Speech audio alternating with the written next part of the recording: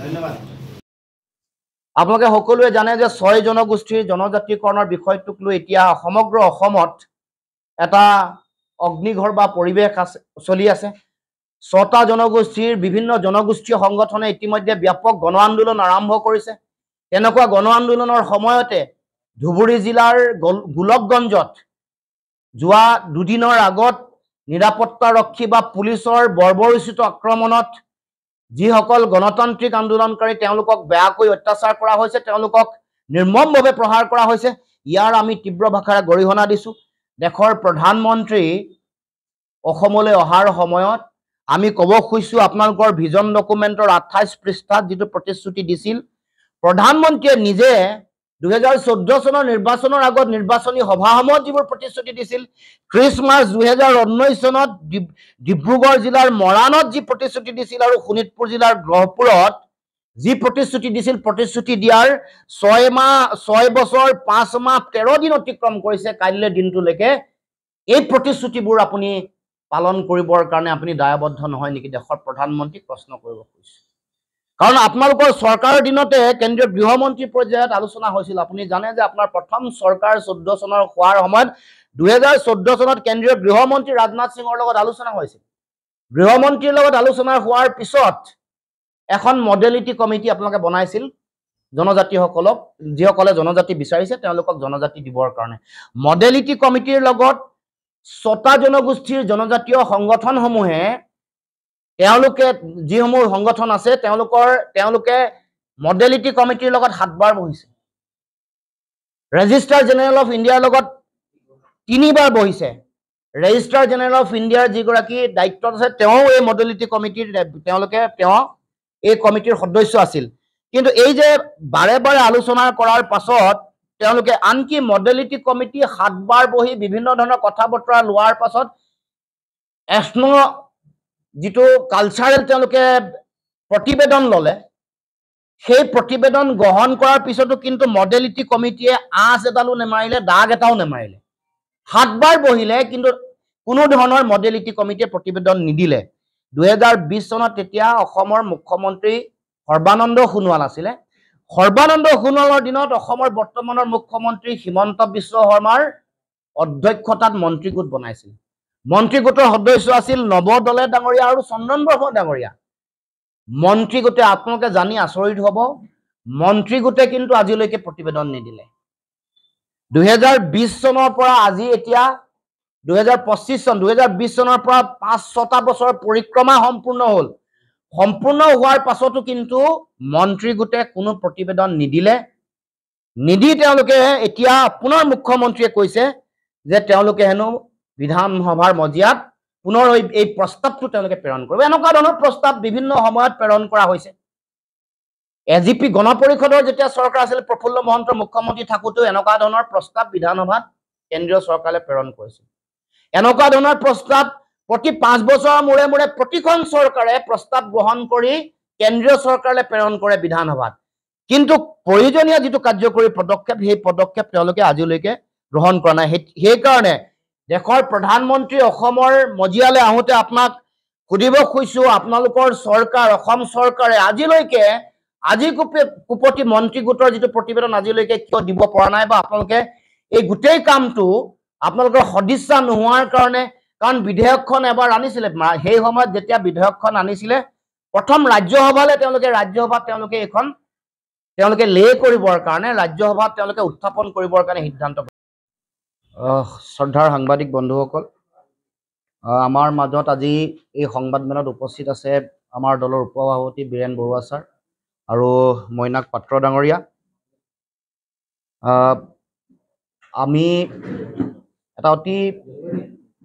গুৰুত্বপূৰ্ণ বিষয় লৈ আজি এই সংবাদমেল আয়োজন কৰিছোঁ। আপোনালোকে সকলোৱে জানে যে অসমলৈ অহা কাইলৈ দেশৰ প্ৰধানমন্ত্ৰী আহিব আৰু এটা বিশেষ অনুষ্ঠানত অংশগ্ৰহণ কৰিবৰ কাৰণে দেশৰ প্ৰধানমন্ত্ৰী আহিব। আমাৰ অসমৰ জাতীয় জীৱনৰ হিয়াৰ আমঠু সুধাকণ্ঠ ডক্টৰ ভূপেন হাজৰিকাৰ জন্ম শতবাৰ্ষিকী। এই অনুষ্ঠানটোত দেশৰ প্ৰধানমন্ত্ৰীয়ে অংশগ্ৰহণ কৰিব আমি আদৰণি জনাইছোঁ, কাৰণ আমি সকলোৱে দেশৰ ৰাইজে, অসমৰ জনগণে ডক্টৰ ভূপেন হাজৰিকাক অসমৰ জাতীয় জীৱনৰ স্বাভিমান বুলি আমি সকলোৱে গণ্য কৰোঁ। ডক্টৰ ভূপেন হাজৰিকাক ভাৰত ৰত্নৰ যি তেখেতসকলে বঁটা প্ৰদান কৰিলে কেন্দ্ৰীয় চৰকাৰে, তাকো আমি সকলোৱে শলাগ লওঁ। কিন্তু এই ক্ষণত সুধাকণ্ঠ ডক্টৰ ভূপেন হাজৰিকাৰ এই বিশেষ অনুষ্ঠানটোত অংশগ্ৰহণ কৰিবলৈ আহোঁতে যিবোৰ জাতীয় সংকট বা যিবোৰ বিষয় বিগত সময়ছোৱাত দেশৰ প্ৰধানমন্ত্ৰীয়ে বিভিন্ন সময়ত কৈছিল, সেই বিষয়বোৰ আজিও এই বিষয়বোৰ সমাধান হোৱা নাই, বা দিনে দিনে বিজেপি চৰকাৰে অসমক বিভিন্ন ধৰণে তেওঁলোকে প্ৰতাৰণা কৰি আহিছে, বিভিন্ন ধৰণে তেওঁলোকে অবৈধ বিদেশীৰ বোজা তেওঁলোকে জাপি দিব খুজিছে। সেই সম্পৰ্কত আমি দেশৰ প্ৰধানমন্ত্ৰী যেতিয়া আহে আমি কিছু প্ৰশ্ন উত্থাপন কৰোঁ, কাৰণ এইটো এটা গণতান্ত্ৰিক দায়িত্ব। এই প্ৰশ্নবোৰ মোৰ নহয়, আমাৰ দলটোৰ নহয়, অসম জাতীয় পৰিষদৰ নহয়, এইবোৰ অসমৰ জনগণৰ প্ৰশ্ন। 2025 চনৰ যেতিয়া 24 ফেব্ৰুৱাৰীত আপোনালোকে সকলোৱে জানে যে ঝুমুৰৰ বিনন্দিয়া সুৰৰ ঝুমুৰৰ গিনিজ বুক অফ বিশ্ব ৰেকৰ্ডত তেওঁলোকৰ নাম লিখাবৰ কাৰণে যেতিয়া অনুষ্ঠিত কৰিছিলে, সেই দিনটোত দেশৰ প্ৰধানমন্ত্ৰী আহিছিল দুদিনীয়া ভ্ৰমণ কাৰ্যসূচী লৈ। তেতিয়া আমি 17টা প্ৰশ্ন, বিভিন্ন বিষয়, অসমৰ জাতীয় জীৱনৰ লগত বিভিন্ন বিষয় আমি উত্থাপন কৰিছিলোঁ। কিন্তু দেশৰ প্ৰধানমন্ত্ৰীয়ে সেইবোৰৰ উত্তৰ দিব লাগিব বুলি তেওঁ অনুভৱ নকৰিলে, বা তেওঁ এটা কথাও তেওঁ চুই নগ'ল, বা এটা কথাও উত্তৰ নিদিলে, বা সেই বিষয়বোৰক লৈ তেওঁলোকে ভৱিষ্যতৰ দিনসমূহত কি কৰিব সেই সম্পৰ্কতো কোনো কথা নক'লে। 28 আগষ্ট 2025ত যেতিয়া কেন্দ্ৰীয় গৃহমন্ত্ৰী আহিছিল, তেতিয়াও তাৰ দুদিনৰ আগত আমি সংবাদমেলৰ যোগেদি আমি কেইবাটাও বিষয় আমি উত্থাপন কৰিছিলোঁ, বিশেষকৈ বিদেশী নাগৰিকৰ বিষয়, অসম চুক্তিৰ 6 নম্বৰ দফা, এই সকলো বিষয় উত্থাপন কৰাৰ পাছত এতিয়া আপোনালোকে দেখিছে যে সমগ্ৰ অসমত এটা অগ্নিগৰ্ভা পৰিৱেশ চলি আছে 6 জনগোষ্ঠীৰ জনজাতিকৰণক লৈ, চাহ খেতিয়কসকলৰ বিভিন্ন বিষয়ক লৈ, আৰু তাৰ লগে লগে জনজাতি অধ্যুষিত অঞ্চলসমূহত মাটি পুঁজিপতি বণিক গোষ্ঠীক হাতত অৰ্পণ কৰিবৰ কাৰণে ইতিমধ্যে চৰকাৰ ফালৰ পৰা বিভিন্ন ধৰণৰ কূটকৌশল ৰচনা কৰিছে। 24 ফেব্ৰুৱাৰী 2025ত যেতিয়া অসমলৈ যেতিয়া প্ৰধানমন্ত্ৰী আহিছিল, সেই দিনটোৰ পৰা আজি 6 মাহ 19 দিন হৈছে, আজি কাইলৈৰ দিনটোলৈকে। গতিকে এই 6 মাহ অতিক্ৰম হোৱাৰ পিছত আমি দেখিছোঁ যে কেইবাটাও বিষয় এটা নতুন ধৰণৰ ৰূপ ধাৰণ কৰিছে। এতিয়া এই বিজেপি চৰকাৰখনে যি দেশৰ প্ৰধানমন্ত্ৰীয়ে আজিৰ পৰা 11 বছৰ 4 মাহৰ আগতে 28 এপ্ৰিল 2014ত কৈছিল যে অসমৰ পৰা তালি টোপোলা বান্ধি বিদেশী যাব লাগিব, কিন্তু কোৱাৰ পাছত আজিলৈকে আমি দেখিছোঁ যে বিদেশী তেওঁলোকে না চিনাক্তকৰণ কৰিছে, না ভোটাৰ তালিকাৰ পৰা নাম কৰ্তন কৰিছে, না বহিষ্কাৰ কৰিছে। তাৰ বিপৰীতে এতিয়া নতুন এখন তেওঁলোকে নিৰ্দেশনা জাৰি কৰি অনুপ্ৰৱেশ আৰু বিদেশী ৰেহাই নিৰ্দেশনা 2025 এইখন অসমত বা ভাৰতবৰ্ষত বলবৎ কৰি অতিৰিক্ত আৰু 10 বছৰৰ বিদেশীৰ বোজা অসমক দিলে, সৰ্বমুঠ 53 বছৰৰ বিদেশীৰ বোজা অসমত তেখেতে ইতিমধ্যে দিয়াৰ সিদ্ধান্ত গ্ৰহণ কৰিছে। গতিকে আমি দেশৰ প্ৰধানমন্ত্ৰী অসমলৈ অহাৰ এই ক্ষণত আমি আপোনাক সুধিব খুজিছোঁ যে আপুনি 16 মে দিনটো ক'লে, তাৰিখটো আমি পালোঁ। 16 মে 2014 চনত যিদিনাখন আপুনি কৈছিলে 16 মেৰ পিছত তালি টোপোলা বান্ধি যাব লাগিব বুলি, সেই দিনটোৰ পৰা 11 বছৰ 4 মাহ সম্পূৰ্ণ কৰিব, অহা কাইলৈ 4 মাহ 15 দিন সম্পূৰ্ণ কৰিব। আপুনি দিন ক'লে, এতিয়া চনটো অনুগ্ৰহ কৰি এবাৰ কৈ যাবৰ কাৰণে আমি আহ্বান জনাইছোঁ। কাইলৈ আপুনি অসমৰ মাটিত অহাৰ লগে লগে কোন চনৰ ভিতৰত বিদেশী আপুনি তালি টোপোলা অসমৰ পৰা যাব লাগিব, তালি টোপোলা বান্ধি, সেই কথাটো অসমৰ ৰাইজক ক'ব লাগে। এই প্ৰশ্ন আমি উত্থাপন কৰিব খুজিছোঁ আৰু ক'ব খুজিছোঁ যে অসমৰ প্ৰতি আপোনালোকৰ এই ব্যৱহাৰ বা এই দৃষ্টিভংগী কিয়? কাৰণ বাৰে বাৰে কাহ জাপি দি অসমৰ দৰে এখন ক্ষুদ্ৰ ৰাজ্য, য'ত অবৈধ বিদেশীৰ বোজা 20 বছৰ আমি এই কথাবোৰ উত্থাপন কৰিব খুজিছোঁ আৰু ক'ব খুজিছোঁ যে অসমৰ মুখ্যমন্ত্ৰীয়ে এই প্ৰতিবেদন দিয়া কথাটোত বাধা দি আছে। গতিকে আজি আমি কাইলৈ দেশৰ প্ৰধানমন্ত্ৰী অসমলৈ অহাৰ এই প্ৰাকখনতে আমি এই বিষয়টো যাতে প্ৰধানমন্ত্ৰীৰ দৃষ্টি আকৰ্ষণ কৰিছো আৰু তেখেতে যাতে এই বিষয়ত তেওঁ এটা স্পষ্টীকৰণ অসমৰ ৰাইজক দিয়ে জনজাতিকৰণৰ বিষয়টোক লৈ যাতে ৰাজনীতিকৰণ নহয় জনজাতিকৰণৰ এই বিষয়টোক লৈ যাতে তেওঁলোকে কোনো কাৰণতে ভোটৰ নিৰ্বাচনৰ আগে আগে এই কথা বতৰাবোৰ কয় কিন্তু তাৰ পাছত এই কামবোৰ হৈ নুঠে সৰ্বানন্দ সোণোৱাল যেতিয়া কেন্দ্ৰীয় মন্ত্ৰী আছিলে 14 চনৰ পৰা সেই সময়ত কিছু কাম হৈছিল এই মডেলিটি কমিটি ট্ৰাইবেল এফেয়াৰ্ছ মিনিষ্ট্ৰীৰ লগত আলোচনা গৃহমন্ত্ৰীৰ লগত আলোচনা তাৰ পাছত মডেলিটি কমিটিৰ লগত বিভিন্ন সংগঠনৰ আলোচনা তাৰ পাছত তেওঁলোকৰ আৰজিআইৰ লগত ৰেজিষ্ট্ৰাৰ জেনেৰেল অফ ইণ্ডিয়াৰ লগত আলোচনা কিন্তু যেতিয়া আমি দেখিলো মন্ত্ৰী গোট বনাই যেতিয়া হিমন্ত বিশ্ব শৰ্মাক 2020 চনত মুখ্যমন্ত্ৰী সৰ্বানন্দ সোণোৱাল থাকোতে যেতিয়া দায়িত্ব দিলে তেতিয়াই পাকে প্ৰকাৰে হিমন্ত বিশ্ব শৰ্মাই এই বিষয়টোক যাতে বাধা দিব পাৰে ভেটো দিব পাৰে তাৰ কাৰণে কুটকুশল ৰচনা কৰি আছে এটো তেওঁৰ কামৰ যোগেদি প্ৰমাণ হৈ গৈছে গতিকে আমি এটো এটা বিষয় আমি উত্থাপন কৰিছো আমি 3 বা 4টা বিষয় আমি উত্থাপন কৰিছো কাৰণ যোৱাবাৰ 17টা মান বিষয় যেতিয়া উত্থাপন কৰিছিল তেতিয়া দেশৰ প্ৰধানমন্ত্ৰীয়ে কোনো কোৱা নাই কি কোনো বিষয়ে উত্তৰ নিদিলে কোনো কথাই নকলে এতিয়া সাম্প্ৰতিক সময়ত আটাইতকৈ বেছি আৰু এটা বিষয় যেটো চাহ উদ্যোগ চাহ শিল্পৰ যেটো ভয়াবহ পৰিৱেশ দেশৰ প্ৰধানমন্ত্ৰীয়ে চাহৱালা মানে চাহ বিক্ৰী কৰা মানুহৰ সন্তান বুলি কয় চাহৱালাৰ লৰা গতিকে চাহৱালাৰ সন্তানে অসমৰ চাহ শিল্পৰ কথা জানে দেশৰ মানে যিমান চাহ উৎপাদন হয় তাৰে 52% চাহ উৎপাদন আমি অসমে কৰো এতিয়া ক্ষুদ্ৰ চাহ খেতিয়কসকলে 52% অকলে অসমৰ মুঠ উৎপাদনৰ 52% ক্ষুদ্ৰ চাহ খেতিয়কসকলে কৰে 48% ডাঙৰ চাহ বাগিচা যিসকল আছে তেওঁলোকে কৰে কিন্তু এতিয়া হেহতিয়াকে দুয়োটা চাহ শিল্প চাহ খেতিয়ক চাহ বাগিচালৈ যি ভয়াবহ সংকট নামি আহিছে সেই কথা দেখলে প্ৰধানমন্ত্ৰী কাইলে যিহেতু আহিব ইয়াৰ আগত কেতিয়া আহিছিল ঝুমুৰৰ বিশ্ব ৰেকৰ্ড কৰাৰ দিনটোত সেই দিনটো মই ইতিমধ্যে কৈছো হেতু 24 ফেব্ৰুৱাৰী 2025 চন গতিকে সেই কাৰণে প্ৰাসংগিক কাৰণে উল্লেখ কৰিছো কাৰণ সেই দিনাখন আহি ঝুমুৰ নৃত্যই কৈছিল যে Guinness book of world record হ'ব এতিয়া হেহতিয়াকে আপোনালোকে গম পালে যে গ্ৰিনিজ বুক অফ ৱৰ্ল্ড ৰেকৰ্ডত নাম লিখাব নোৱাৰিলে আমাৰ সাংস্কৃতিক মন্ত্ৰী গৰাকী এতিয়া চালে বেৰে কবাই দুটা মন্তব্য সেই সময়ৰ মন্তব্য আৰু আজিৰ মন্তব্য দেখিলে গম পাব যে চাহ জনগোষ্ঠীয় মানুহক আদিবাসী মানুহক ৰাম ঠগন দিলে গ্ৰিনিজ বুক অফ ৱৰ্ল্ড ৰেকৰ্ডত নাম তেওঁলোকৰ সন্নিবিষ্ট নহল দ্বিতীয়তে যিসকল তাত শিল্পীয়ে অংশগ্ৰহণ কৰিবলৈ গৈছিলে বহু এনেকুৱা শিল্পী আছে তেওঁলোকে পৰীক্ষা নিদিয়াকৈ যাব লগা হৈছিল গ'ল আবেগিক হৈ যে এটা বিশ্বত আমাৰ নাম হ'ব বহুতক তেনেকে বহুতে তেওঁলোকক তেনেকে পৰিচিত কৰিলে গ'ল তেওঁলোকৰ এটা শিক্ষা বৰ্ষ হেৰুৱালে কোনোবাই মেট্ৰিক নিদিয়াকে গ'ল কোনোবাই হাই সেকেন্ডাৰী নিদিয়াকে গৈ এটা বৰ্ষ শিক্ষা বৰ্ষ হেৰুৱালে কিন্তু সেই শিল্পীসকলেও প্ৰাপ্য পইচাটো নাই পোৱা মই বিষয় এটাকে আহিছো কাৰণ ইয়াৰ লগত প্ৰধানমন্ত্ৰীৰ দেশৰ এই ভিজিটটোৰ লগত এই কথাবোৰ জড়িত হৈ আছে গতিকে আমি দেশৰ প্ৰধানমন্ত্ৰীক কৈছো গ্ৰিনিজ বুক অফ ৱৰ্ল্ড ৰেকৰ্ডত ঝুমুৰ নৃত্য সন্নিবিষ্ট নহল হ'ব বুলি তেওঁলোকক মাতি নিছিল এইটো অসমৰ মুখ্যমন্ত্ৰীয়ে চাহ জনগোষ্ঠীক কৰা চৰম প্ৰতাৰণা সেই শিল্পীসকলক আজিলৈকে প্ৰাপ্য অধিকাৰ তেওঁলোকে প্ৰাপ্য যিটো দিম বুলি কৈছিল সেই পইচা আজিলৈকে দিয়া নাই গতিকে সেয়াও এটা প্ৰতাৰণা এইবোৰ কথা দেশৰ প্ৰধানমন্ত্ৰীয়ে গম পাব লাগে আৰু ক'ব লাগে যে এনেকুৱা মিছা কথা কৈ যাতে এটা জনগোষ্ঠী বা এটা শিল্পৰ লগত জড়িত হৈ থকা এই শিল্পটো যে মৃত্যু সংকটত পৰিছে আম্বানী আদানীক তেওঁলোকে হাজাৰ হাজাৰ লাখ লাখ কোটি টকা ঋণ ৰেহাই দিয়ে আপোনালোকে সকলোৱে পাইছে আপোনালোকে সংবাদ মাধ্যমতে 20 লাখ কোটি টকা 10 লাখ কোটি টকা ঋণ ৰেহাই দিয়ে অথচ কেইবা লাখ কোটি টকা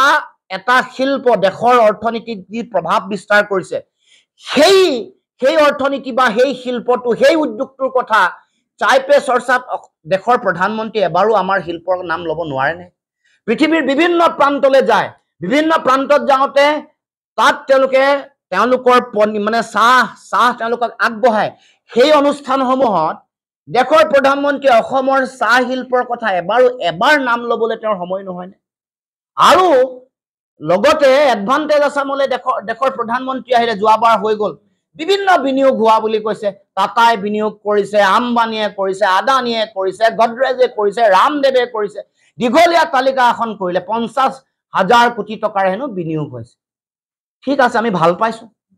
কিন্তু অসমৰ চাহ শিল্পটোৰ কাৰণে কি কৰিলে আমি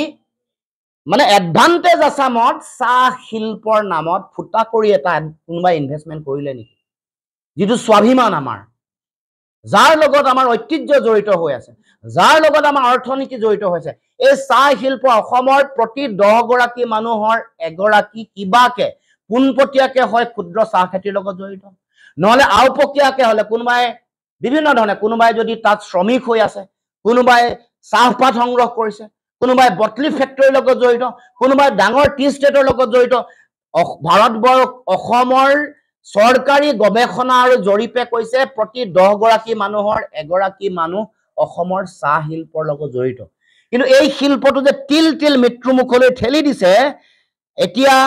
এতিয়া নেপালৰ চাহ আহি ভাৰতবৰ্ষৰ বজাৰ দখল কৰিছে এতিয়া কেনিয়াৰ চাহ 140 টকা আৰু 130 টকাত আহি ভাৰতবৰ্ষৰ বজাৰ দখল কৰিছে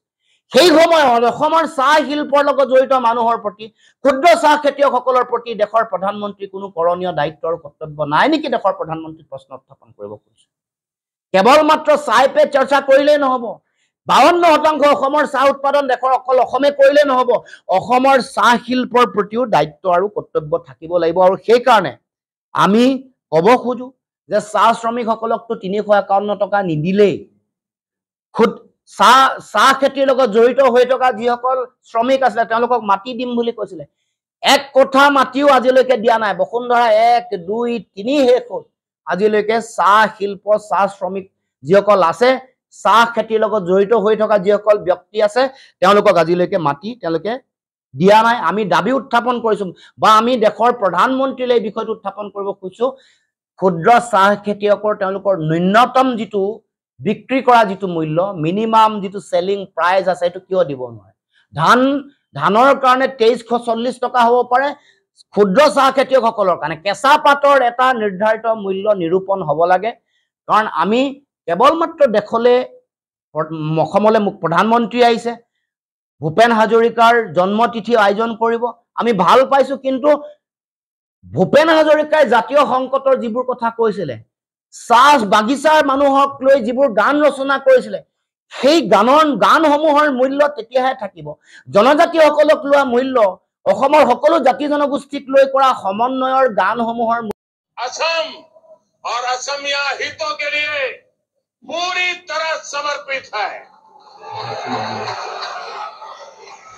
असम एकॉर्ड के अनुरूप ही हमारी सरकार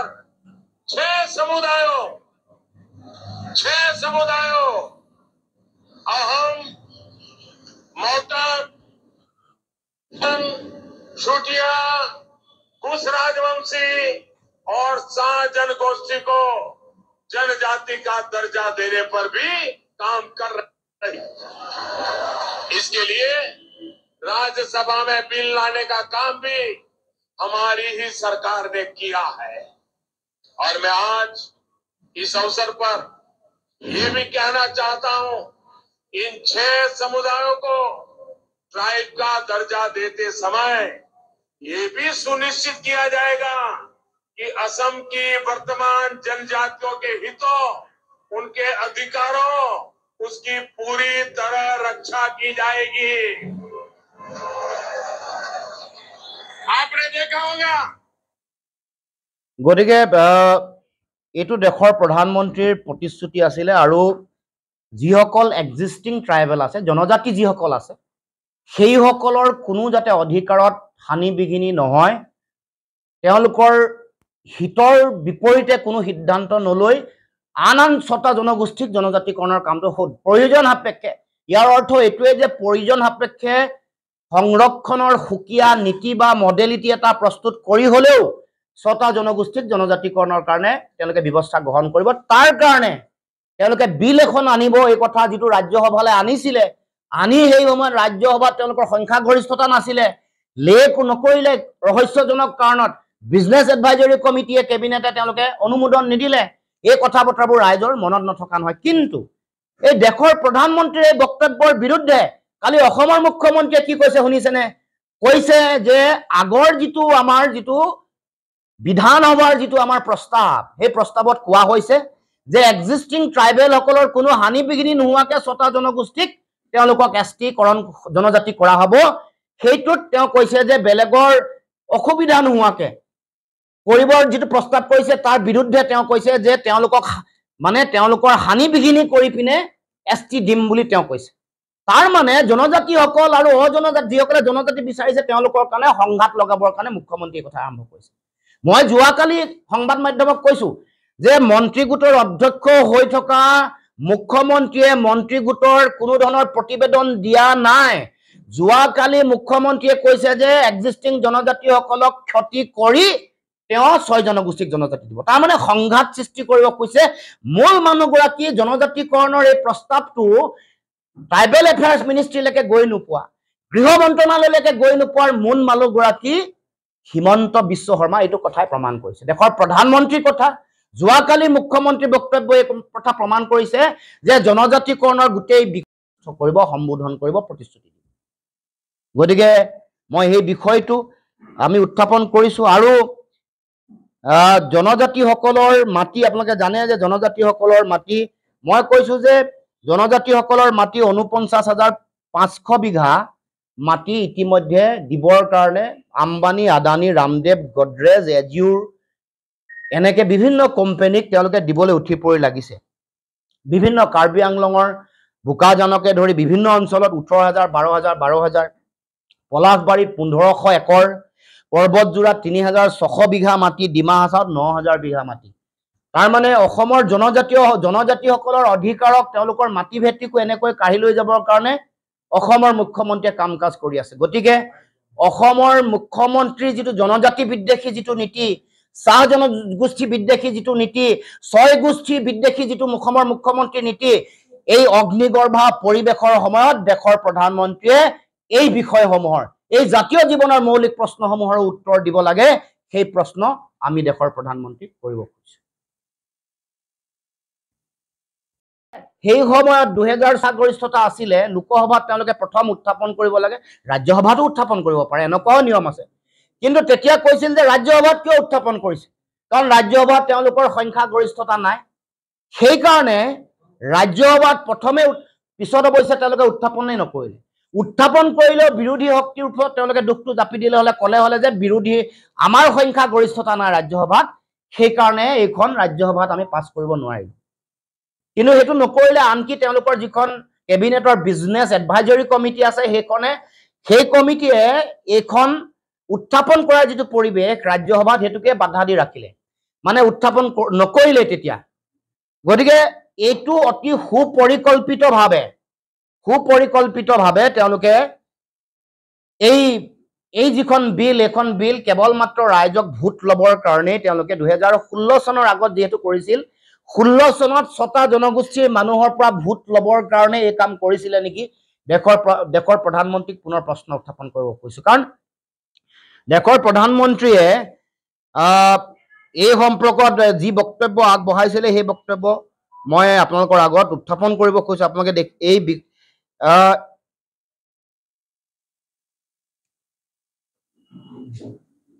কথা সেই কথা কোনো কাৰণতে গ্ৰহণীয় নহয়। সেই কথা আমি অসমৰ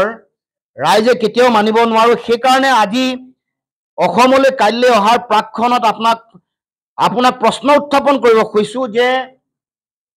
অসম চুক্তিৰ 6 নম্বৰ দফা কাৰ্যকৰী কৰিম বুলি আপোনালোকৰ চৰকাৰ, আপোনালোকৰ গৃহমন্ত্ৰীয়ে সদম্ভে ঘোষণা কৰাৰ পাছত আজিলৈকে অসম চুক্তিৰ 6 নম্বৰ দফাৰ প্ৰতিবেদন কিয় গ্ৰহণ নকৰিলে সেই বিষয়টোক লৈ। আৰু মই ভাবো যে এই বিষয়বোৰ আলোচনা বিলোচনাৰ মাজেৰে হ'ব নিশ্চিতভাৱে। বাকী কি ধৰণৰ সিদ্ধান্ত কোনোবা দলে যদি গ্ৰহণ কৰিছে আমি এতিয়ালৈকে জ্ঞাত নহয়। কিন্তু মই ভাবো যে আমাৰ ৰাস্তা আমি ঐক্যবদ্ধভাৱে বিজেপিক হৰুৱাৰ যিটো ৰাস্তা সেইটোৱে আমাৰ আটাইতকৈ উত্তম ৰাস্তা, সেইটোৱে বিজ্ঞানসন্মত, সেইটোৱে মানে প্ৰায়োগিকভাৱে শুদ্ধ। আৰু অসমৰ ৰাজনৈতিক বাস্তৱ পৰিস্থিতিয়ে যিকোনো ধৰণৰ লেমেন এগৰাকীক শিকাইছে যে ঐক্যবদ্ধভাৱে আগবাঢ়িলেহে বিজেপিক পৰাভূত কৰিব পাৰে। নকৰিলে আপোনালোকৰ কেন্দ্ৰীয় চৰকাৰ গৃহ সচিবে চহী নকৰিলে আমি কাইলৈ অসমৰ মাটিলে আপুনি যিহেতু আহিব আপোনাক আহ্বান জনাইছো, কাইলৈ অসমৰ মাটিতে এই প্ৰতিবেদনখন অসম চুক্তিৰ 6 নম্বৰ দফাৰ প্ৰতিবেদনখন অসমৰ ৰাইজৰ আগত গৃহমন্ত্ৰীয়ে গ্ৰহণ নকৰিলে দেশৰ প্ৰধানমন্ত্ৰীয়ে কাইলৈ গ্ৰহণ কৰক। আমি আহ্বান জনাইছো। কাইলৈ অসমৰ মাটিত দেশৰ প্ৰধানমন্ত্ৰীয়ে যি অসম চুক্তিৰ 6 নম্বৰ দফা গৃহমন্ত্ৰীয়ে গ্ৰহণ নকৰিলে, গৃহ সচিবে যুটীয়া সচিবে উত্তৰ পূৰ্বাঞ্চলৰ গৃহ যুটীয়া সচিব সত্যেন্দ্ৰ গাৰ্গে য'ত চহী নকৰিলে, সেইখন প্ৰতিবেদন অসমৰ প্ৰতি যদি তিলমানো দায়িত্ব আছে, দেশৰ প্ৰধানমন্ত্ৰীয়ে কাইলৈ অসমৰ মাটিতে অসম চুক্তিৰ 6 নম্বৰ দফা গ্ৰহণ কৰি অসমৰ 860 গৰাকী শ্বহীদৰ প্ৰতি দিব লগা ন্যায়টো দিব লগা। তেওঁলোকে কৈছিল তেওঁলোকৰ ভিজন ডকুমেণ্টত অসম চুক্তি আখৰে আখৰে পালন কৰিম বুলি কৈছে। তেওঁলোকৰ ভিজন ডকুমেণ্ট যদি আপোনালোকে চাই দেখিব যে তাত কৈছে যে অসম চুক্তি আখৰে আখৰে পালন কৰিব, কিন্তু আজিলৈকে পালন কৰা নাই। গতিকে কাইলৈ আমি আহ্বান জনাইছো যে যাতে তেখেতে এই অসম চুক্তিৰ 6 নম্বৰ দফা কাইলৈ প্ৰধানমন্ত্ৰীয়ে অসমৰ মাটিত কাৰ্যকৰী কৰি দেখুৱাওক, কৰি দায়িত্ব গ্ৰহণ কৰক। তাৰ লগে লগে আমি জানো যে আপোনালোকে বিগত দিনসমূহত আমাৰ কাৰ ৰূপায়ণ কৰি অসম চুক্তিৰ 5 নম্বৰ দফাক তেওঁলোকে হত্যা কৰিছে। গতিকে অসমৰ মাটিত যাতে কোনো কাৰণতে বলবৎ নহয়, তাৰ কাৰণে আপোনালোকৰ কেন্দ্ৰীয় চৰকাৰৰ ফালৰ পৰাই যাতে এটা সিদ্ধান্ত গ্ৰহণ কৰা হয়, অসমৰ মাটিত যাতে কোনো কাৰণতে নাগৰিকত্ব সংশোধনী আইন কোনো কাৰণতে যাতে কাৰ্যকৰী নহয়, অসমৰ মাটিত যাতে বিদেশী চিনাক্তক অসমৰ মাটিত যাতে অনুপ্ৰৱেশ আৰু বিদেশী ৰেহাই নিৰ্দেশনা 2025 যাতে কোনো কাৰণতে অসমত প্ৰযোজ্য নহয়, তাৰ কাৰণে দেশৰ প্ৰধানমন্ত্ৰীক আমি আমাৰ তৰফৰ পৰা আমি আহ্বান জনাইছো আৰু প্ৰশ্ন কৰিব খুজিছো যে আপোনালোকৰ অতদিনে আপোনালোকে দি থকা যিবোৰ প্ৰতিশ্ৰুতি, ভিজন ডকুমেণ্টত কোৱা কথা বতৰা, বিভিন্ন মঞ্চত আপোনালোকে যি বক্তব্য আপোনালোকে অসমৰ ৰাইজৰ উদ্দেশ্যে আপোনালোকে আগবঢ়াইছিল, সেইবোৰ আপুনি কাৰ্যকৰী কৰিবৰ কাৰণে সাংবিধানিকভাৱে আপুনি দায়বদ্ধ নহয় নেকি? অসমৰ ৰাইজৰ প্ৰতি জাতীয়ভাৱে আপুনি দায়বদ্ধ নহয় নেকি?